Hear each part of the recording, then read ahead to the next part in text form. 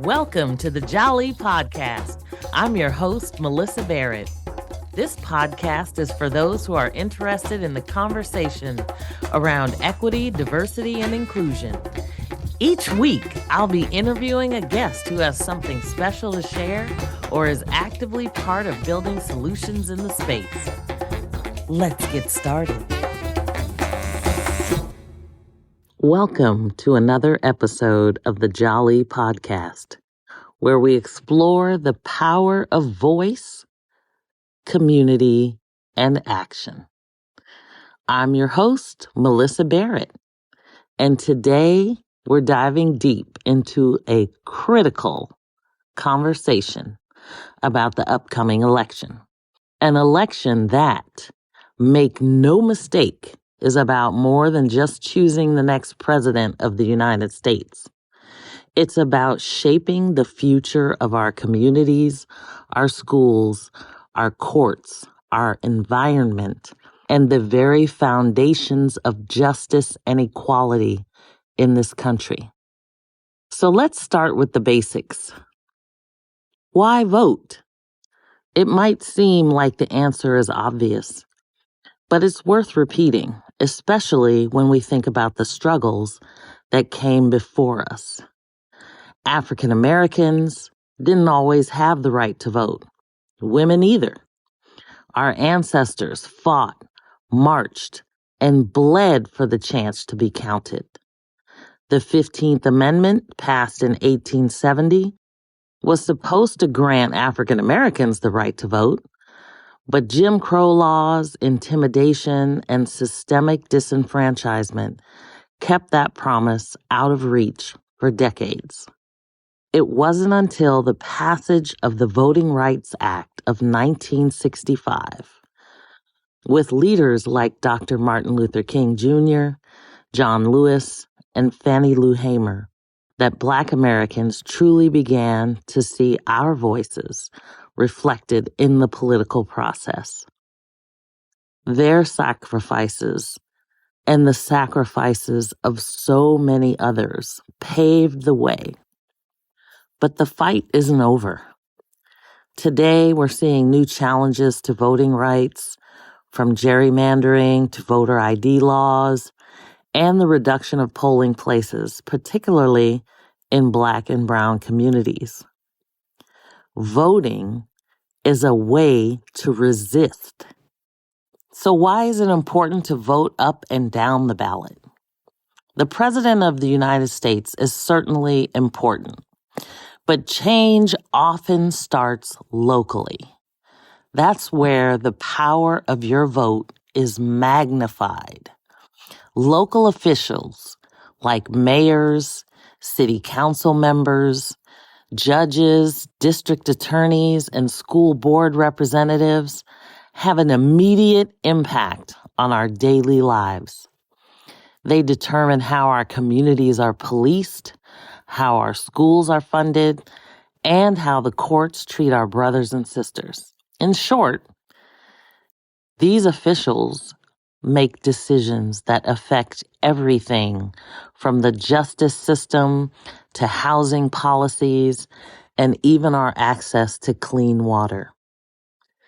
Take a moment and just think about that. Your vote could decide who oversees the criminal justice system in your town. Your vote could shape education for the next generation of children. Your vote could lead to policies that address climate change, affordable housing, and economic development. The 2024 election isn't just about national politics.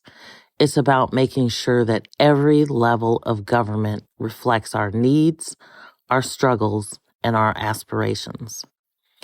And here's another point that doesn't get talked about enough. Judicial elections matter. There are judges on the ballot who will determine how laws are interpreted and applied in your state or county. There are judges on the ballot who will determine how laws are interpreted and applied in your state or county. In some states, They decide everything from family court cases to issues involving mass incarceration. Do we want these decisions to be made by judges who don't share our values or understand our lived experiences? Don't let someone else decide your future. But I say all that to say this. It's easy to get discouraged. There's a lot of noise out there. There's a lot of division out there. It can feel like the system is stacked against you. And in many ways, maybe it is. But one of the most powerful tools we have is our vote. Don't give up that power. Don't sit on the sidelines. So let's talk strategy. What can you do today to make sure your vote counts and that others around you are ready to vote too? Number 1, check your voter registration. Make sure you're registered to vote well before the deadline. It only takes a few minutes, and you can usually do it online. Number 2, know your ballot. Don't just show up and check a box on election day unprepared. Take time to research who's running for office, top to bottom. Understand what's at stake at the local, state, and federal level. There are voter guides, candidate forums, so many different ways to receive information about the candidates that are running for office. Number 3, bring others with you. Voting can be a communal act. Encourage your family, friends, and neighbors to make a voting plan.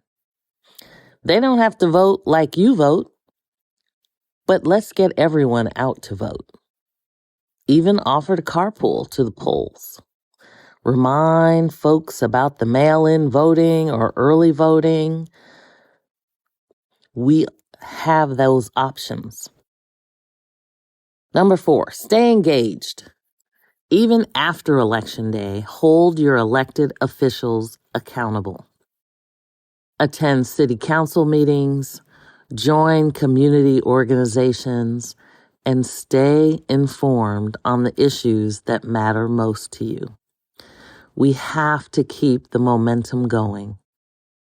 We've showed the world that our votes matter, but it's not enough to vote in presidential elections. We have to show up every time.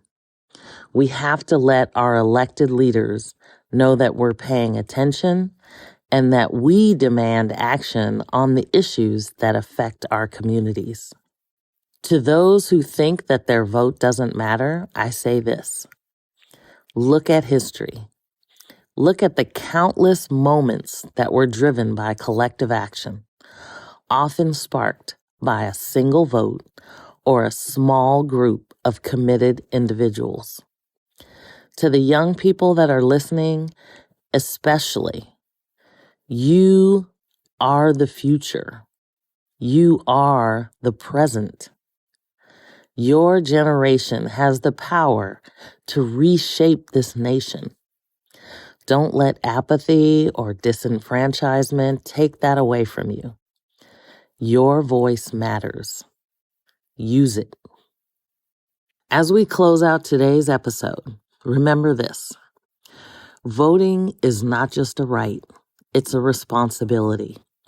It's how we honor those who came before us and how we protect future generations.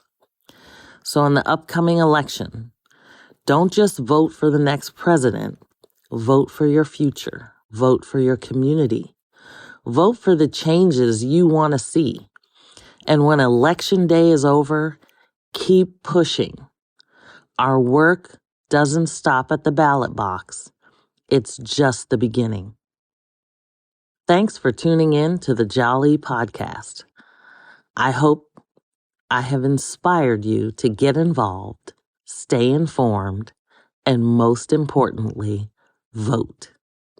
Until next time, keep raising your voice and making your mark on the world. Together, we can build a better, more just future. Thanks for joining me on the Jali podcast. Please subscribe so you won't miss an episode. See you next week.